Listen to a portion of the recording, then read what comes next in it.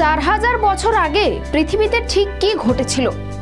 এই প্রশ্নের উত্তর কেউ কি জানেন? হ্যাঁ, তবে 4 বছর আগে যা ঘটেছিল পৃথিবীতে সেই প্রশ্নের উত্তর খুঁজে পেয়েছেন বিজ্ঞানীরা। আজ সেটাই জেনে নিন। নমস্কার, দেখছেন খবর বাংলা, সঙ্গে রয়েছে আমি স্মৃতি। বিজ্ঞান ও প্রযুক্তির খবর নিয়ে গুজরাটের ভুজে অবস্থিত 1.8 কিলোমিটার প্রশস্ত জ্বালামুখ লুনা ক্রেটারের রহস্য উন্মোচিত হয়েছে। বিজ্ঞানীরা গবেষণার মাধ্যমে দেখেছেন পৃথিবীতে উল্কাপাতের জেরে এই গর্তটি তৈরি হয়েছে।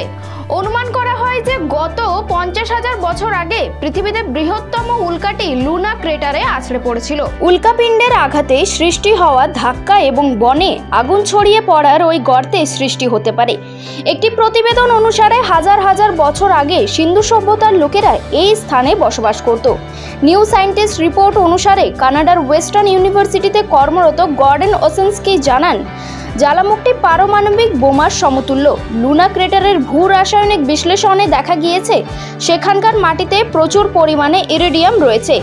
এর মানে হলো এই লুনা ক্রেটার উল্কাপাতের ফলে সৃষ্টি হয়েছে, আর এমন এক ধরনের উল্কা সেখানে আছড়ে পড়েছে যাতে প্রচুর লোহা ছিল।